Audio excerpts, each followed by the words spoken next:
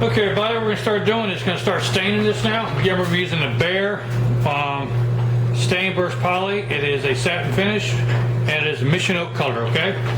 You need a couple bags of rags, like these here, some old t-shirt I have. Just go ahead and fold these in half. Okay, I got a nice little square out of them. Fold them in half again. Okay? Just like that. And we got two little things here. Now what we're going to do, we're going to take these and we're going to use these to stain our arrows with. You're going to need some latex gloves because the stain can get messy. This is a water cleanup stain, but I still recommend using latex gloves. Just keeps the stain off you and everything else. So, okay. All right, let's get those all set and ready to go. Okay.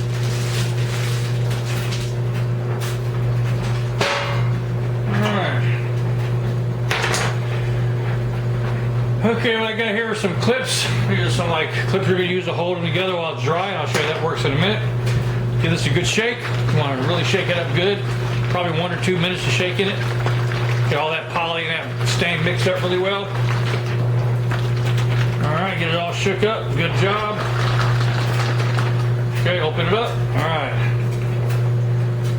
There you go. It looks awful black, though. It won't be black when it gets on that thing, okay? Now you want to take your rag. Okay, and what I'm going to do is I'm going to put a little dip in it like this.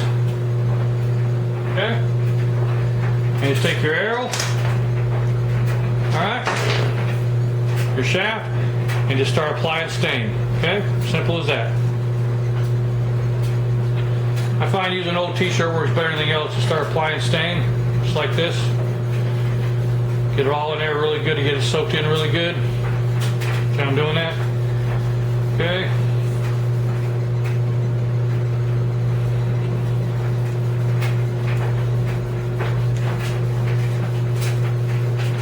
You might need 1 or 2 coats depending on how it takes to stain. Alright, ash is kind of a thick, not thick wood, but not a very porous wood. So it might take multiple coats of using ash. If you're using porous steel, it takes to use 1 coat. But just get it on there really good. Work it in really well. Okay.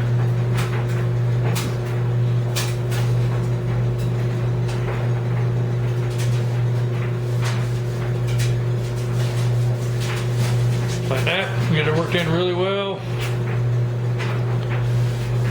Okay.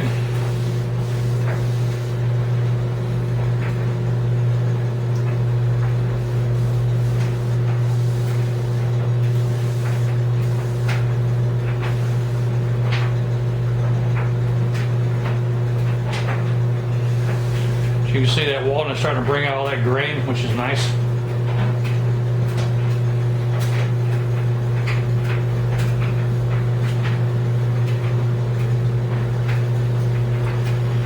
Take your time, don't rush it, just take your time getting it done, okay?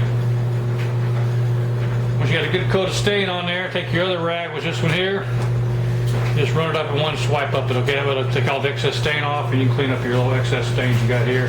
This is a water cleanup, so we'll clean up pretty well before it gets hard, alright? And you want to take your little clippies, attach them here, and hang these up. Right, hang these up, I made a little hanging station up. Look right over here. You can see right there, a little hanging station I have. Hang these up here to dry, okay? All right, I'm gonna get the rest of these shafts done. Back of that, I'm gonna get the rest of these shafts done and I'll be right back with you, okay? All right, here we go. Okay, everybody, now we're gonna do the second coat. You see the first coat didn't quite come out how I want to. So it needs a second coat, might even need a third coat on this arrow, we'll see. To get the finish you want. That's what the scouring pad comes in for. Whenever you put stain on a wood shaft, it braces the grain. So you want to use a scouring pad just to knock that grain down before you put your second coat on, okay? Do that, wipe off all the dust. Now it's smooth. Now we're going to add our second coat, okay? Second coat you want to go a little bit thick on, and the reason being is it'll help fill in all them gaps. So just do a little nice and slow again, a nice hard second coat. Again, don't worry about getting drips and drops on your work here. This is a water-based stain, so it will clean up real well. People say, why don't I use an oil base? Well, Main reason oil base because it makes a mess and it's hard to clean up. And honestly, I haven't seen a difference between an oil base and a water base. They both protect the same and work the same. So I mean, some say oil base gives a better finish. I've done both oil base and water base. I can't see a difference in the finishes. So I just choose water base just because it's much easier to clean up, you know? Especially if you're working, I am, in your wife's laundry room and you get stuff on her pretty tile floor and you want to be sure you wipe it up. So I don't recommend doing this when she's around because she will have a conniption, I promise you. Because my wife's done it a couple times. Alright, so if that's done, I'm going to take your rag. And after you get your real heavy coat on it, you see how heavy that coat is? Just take your paper towel and lightly run your paper towel over like this. All you're doing is get rid of the excess stain that's on the shaft. Clean it up, okay? Just like that, alright? Starting to get where I want it at now. It may need one more coat. We'll see how it looks like when it dries, but it may need one more coat, okay? Hang it up, let it dry for another 6 to 8 hours, and we'll try it again. Okay, everybody. This has got all of our arrows all stained now. Next thing we're going to do is we're going to cut the arrows and we're going to taper the arrows, okay? We're going to be using these points on our arrows.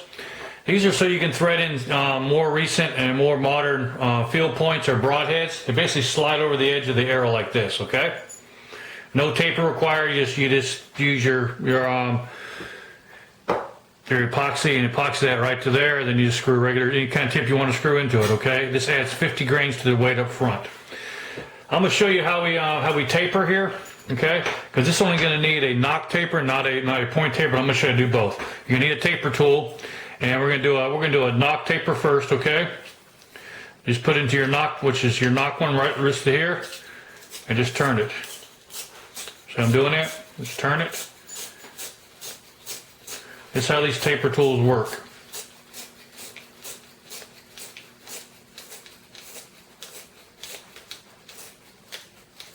And you also spin it here like this to finish it up, okay? That gives you a perfect taper for your knock end. Now we're going to do the same thing on the point end, which will be your point ends here. This will be our point end. You can twist it if you want. Some people like turn it. That doesn't make a difference the way you do it. The thing is you're trying to get that taper, and there's your taper for your point, okay? So your knock and your point, okay? Alright. Now, with these though, we're not going to need a knock taper, okay? These are designed to slide right over the end of the shaft. Alright, but we still got to cut them though. Okay, what we're going to cut them now is we're going to have to mark them, okay? Get that out of my way. That's where your marker comes in. Get you a marker. Now because these taper points add about a ½ an inch to your length, I'm going to cut these to 30 inches to give you my 30.5 inch. Okay? So you just set it up here on your thing here. Let me show you, back it up a little bit. There we go. Alright, you set this up on here. Okay? I use a yardstick. I got screwed to my bench, which works really well. Okay, and you come across, start at the very end, and just find your 30 mark and put a line there, okay? Just like that. And mark all in the same way, okay? Again, flush it with the end. Mark it at your 30-inch mark. Okay, I'll be right back with you and get all these marked. Okay, now we're going to need to cut our arrows. You're going to need your miter box and a saw, okay? We'll take all of our marked arrows that are marked here. As you can see right here, these are marked, okay? Go ahead and line them up with your box. What you do, you're going to line them up here, that line on the edge of your miter box right here, so your blade fits against it like this, okay? So you can cut as straight as possible. And you can do multiple ones if you want. Just be sure their ends are the same distance. I try to do 2 or 3 at a time. Okay.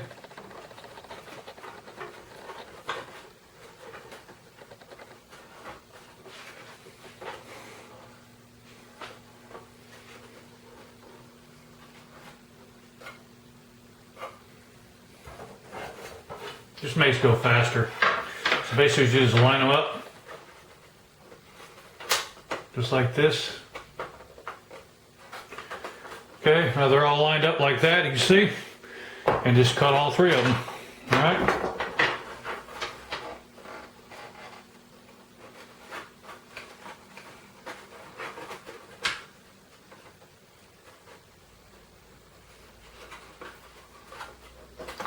Try to keep your hands close to the buttons to also hold them down, all right? And just go slow. No speed race here.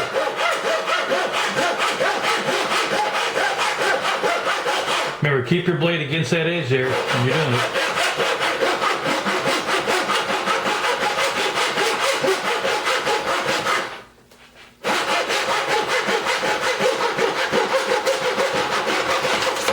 Okay, and get a nice even cut, see? All right? All right, I'll be right back with you. Get the rest of these cut, I'll be right back with you. As you can see, these are all cut now. As you can see here, as you can see, these are all cut now. They're all the same size, okay? These are your extra ones. That's why I always cut them after I stain, because I know I'm gonna cut at least 2 inches off to get a little something to hold on to when I'm staining them. All right, so these are all done now. Get these out of our way. Blow off the dust. Now we're going to go ahead and mix up some epoxy, and we're going to epoxy these ends on, okay? All right, let's do that right now. Okay, now we're going to go ahead and epoxy these ends on to these shafts here. All right, now what I do when I epoxy these ends is I epoxy the non-cut end, okay? The actual factory ends I'm going to epoxy, because I want these perfectly flat on it, okay? Just in case these are cut just a little bit off. I want to be sure I got the factory end that I'm epoxying. So get your 2-part epoxy out, okay? Sometimes you got to clean up the hole a little bit. I use toothpicks, they seem to work the best. And just squeeze it out. Just like that, okay? Once that's done, you're going to put your little cap back on. Okay, take your toothpicks, well, your toothpicks, it's a 2-part epoxy. As you can see, the 2-part epoxy there. Just go ahead and mix it up really good, all right? You want to get it all one even color. Just keep rolling in each other. Now, you only got about 5 to 7 minutes to work with this stuff or start setting up, so you want to get it done pretty quickly, okay? All right, just run around like that. Be sure it's mixed up really well, though. If it's not mixed up real well, it won't hold. But if you mix it up really well, once this thing sets, that tip will never come off. Unless you heat it up and get it off, all right? So I got it all nice and juicy and mixed up now. See, it's all the same color now, okay? Now I take my end, all right? I already cleaned these ends out I used some isopropyl alcohol and a Q-tip, and I went through here and cleaned all these out earlier, okay? So these are all clean. Now, I'm not worried about the stain on here because this epoxy will bond right through this stain because it actually melts into the wood. So all I'm going to do is I'm going to take this and just run it on the edge like this here, okay? Then I'm going to take my end, put it on, and as you put it on, twist it, okay? And then take your rag, and you want to clean it off, okay? Just like that, okay? All right, and then push it down, make sure it seats all the way. And I like to stand them up. That way the glue really sits in there really well. Let's do one more. Same way, mix up your epoxy. Get it all good. Get your end ready. Remember, you're doing the factory end, which is this end here, and run your epoxy on it, okay? All right, like I said, no need to sand that because that epoxy will burn right through that stain and get to that wood, all right? And when you're doing this, clear this around here like this, it actually seals that little gap around, this little gap right here. Let me show you. This little gap right here, when you do that, actually the epoxy seals it, keeps moisture out, all right? That's the reason I like to stand it up, so make it nice and tight. All right, I'll be right back with you once you get all these epoxied, and I'll be right back with you. Okay, if you look at the end of your arrow, you're going to see your grain, how your grain's going up and down. What you want to do is set your nock string, your string going against the grain. So I make a mark with a black marker, like this. That represents my string on my arrow. So when I do that, then when I match my nock to it, you want your nock just like this, okay, for your string. So your string's going against the grain, not splitting the grain. You follow me? So it'll work like that, okay? It'll fit on like this, and that'll be your string. So probably look more like this better for you. There's your string, and there's a way to go on, okay? And that's against the grain, okay? Your grain's going this way, all right? Yeah, your grain is moving this way. So you want to set your knock where your string goes against the grain, just like this, okay? All right. Okay, we're gonna go ahead and, these are all done now. The epoxy's dried, they're all in there really nice and tight. As you can see, you can take one of your points here, it just screws right in. See? Okay. All right, so this is all done now. Okay, we're going to go ahead and start putting these nocks in. First, we got to taper the nocks. You need your taper tool. This has an end mark on it, so you put in an end mark. That's your taper, so that's your knock taper. And the same thing, just turn it, okay?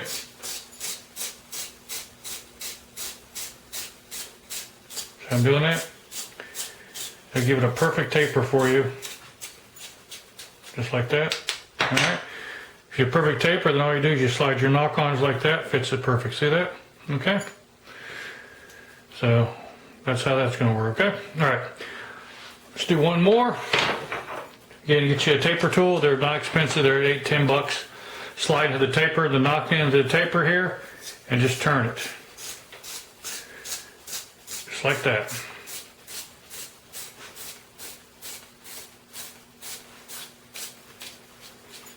Okay, all right, there's your second one. All right, I'm gonna get the rest of these done. I'll be right back with you. Okay, now we're gonna put the points on. We're gonna use a hot melt to put the points on with. We usually use hot melt when you put these points on, because if you ever break a point off or crack it, you won't be able to just to take it in hot water, stick it in hot water for a few seconds, and then it'll come right off. If you use like super glue or you use the epoxy, you'll never get them off, okay? So if you break a knock, your arrow's pretty much shot unless you want to cut it back and redo the whole thing. So we're going to go ahead and use hot melt on this, okay? I'm using an alcohol burning torch. It's pretty simple. All you got to do is you take your knock, get it ready for you. And remember, if you look on your thing, don't forget to see that line there. That's the way you remember. We got to have our string going this way. See that line there? See that line right there? We got to have our string going this way. We want our knock set up with the slot going up and down. So just keep that in mind when you do this, okay? Just heat up a little hot melt glue. All right. Doesn't take much. Put a little drop on the end. Okay. And stick your thing on there. Be cognizant of where your line's at when you put this on. Just like that, okay? Set it off the side to dry. Let's do it again. A little bit of hot melt. You notice I'm putting the glue on the very top of the knock area. So when I put the knock on, it pushes the glue down. So I put the glue right on the top here like this, okay? Then I take my knock and me cautious where I'm going, I slide it in and twist. And by the time it gets on there, it'll get hard on me and I'm good to go. All right? All right, I'll get the rest of these done. I'll be right back with you, okay? Well, let's do one more, just in case this is kind of important. Here's your line. You want to be sure that you get your knock. Okay, you lined up with your line there. It's very important, okay? If not, you take a chance of splitting your arrow. This is important here, so you want to line that knock up with that, okay? Again, heat your hot melt up. Put your little dab on the edge, like that. Stick this on there, keep the cogs where it's got to go, tighten it up. Don't worry about the excess glue you get on there, that'll come off pretty easily when it dries, okay?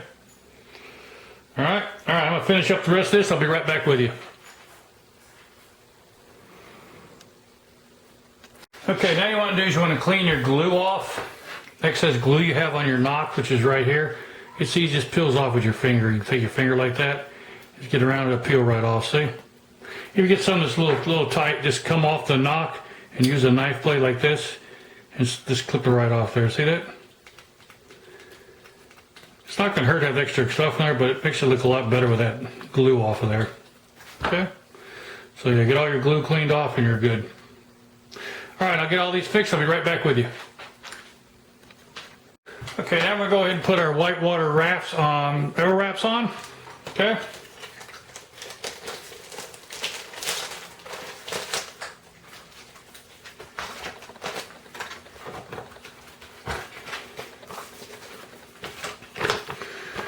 Alright, these wraps here, this is your top, this is your bottom.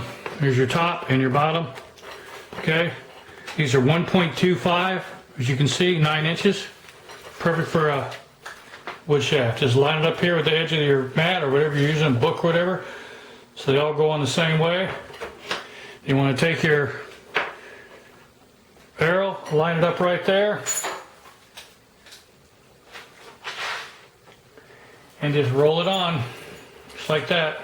Tighten this part down and roll the rest of it on. There you go. There's your wrap. Alrighty. I'll be right back when you get the rest of these on, okay?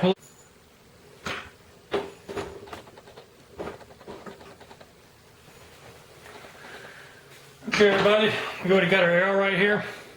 It's all, I got the arrow wrap on it. We're ready to fletch it now. Be sure it's your starting point on your fletching jig, and be sure to push all the way down. We're going to be using 4-inch parabolic white feathers, right wing helical. I'm going to do a 3-degree offset right wing helical. I'm going to do all 3 in white. The reason I'm doing white is because these are going to be hunting arrows. So when the arrow passes through the animal, I'll get a good idea of what kind of hit I get by looking at the feathers. The feathers absorb a lot of body fluids. For instance, if it's a dark purple, you know it's a liver hit. If it's a white frothy color, it's going to be a good lung hit. If it's a bright red, it's probably arterial artery. If it's a really thick color, like a nasty greenish, thick, real thick and slimy, it's probably a paunch hit. So the white feathers give you a good way of telling right away what kind of hit you had on your animals, all right? Now we got 2 types of glue you can use. A lot of people like Duco cement. I prefer boning fletch type. Either one will work. Depends what you like. I mean, it doesn't really matter. I've used them both. They both work pretty well. Only problem with the Duco, you need to put into a squeeze bottle because it's really watery. See how watery that is?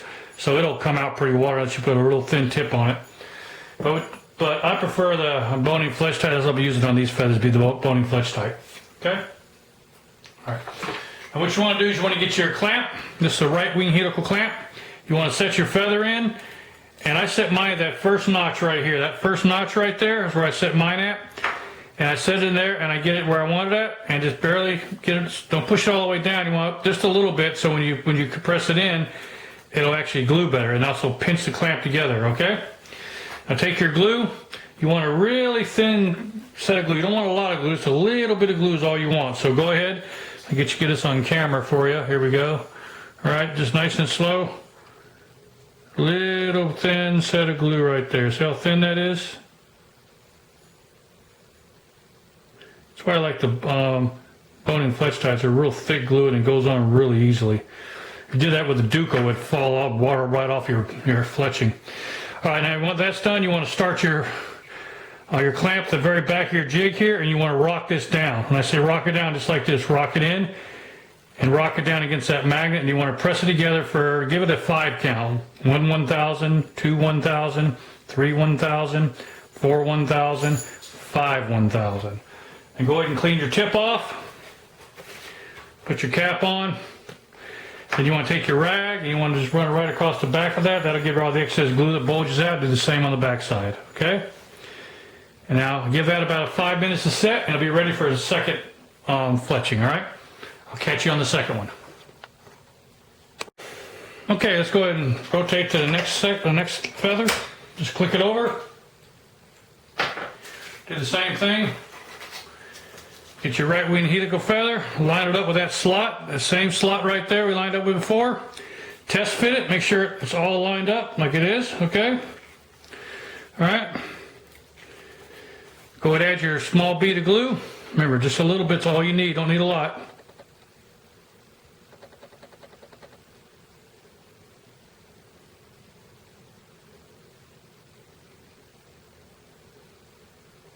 Done. Go ahead and rock it in. Just like this, rock it in. Pinch it. Count to 5. 1 1000, 2 1000, 3 1000, 4 1000, 5 1000. Okay. Take your rag, wipe off the excess glue that bulges out. Same with the back side. Clean your tip off. Shot back on. Okay. Catch you on the third feather. Third and final fletching now. Pop your clamp off. Rotate it. Add your final fletching. Same way, same spot. Always test fit it first before you glue it. Make sure these line up. They do. Okay. All right. Again, you want to use a slow, steady bead. Nothing big. No big bead. Small bead of glue is all you need. A lot of people put too much glue on, and it's just a waste. It causes a mess. It doesn't look as good. You just need a little bit, this nice little bead here. Okay. All right, again, you want to rock it on like the last one. Here we go. Set it back here. Drop it in. Rock it into place. Count to 5. 1 1,000, 2 1,000, 3 1,000, 4 1,000, 5 1,000. And as usual, clean off the glue. All right. Clean the back side off. Clean off your tip. And you should be good to go. All right, get that 5 more minutes, you'll be ready. I'll catch up to you then. Okay, let's go ahead and finish this up now. Take your clamp off, remove your feather. Now what I always do, I always say when I got a little bit of low on this boning fletch type, a little bit of glue left, I like to put a dot of glue on each corner of the feather. It just keeps it from pulling up. Do on the top also. Just a drop's all you need. All right, that's done. Now there you go. See this? You can see that it's it's got a helical to it, and there is your completed shaft right there. All right. Oh, we had the 125 grain points.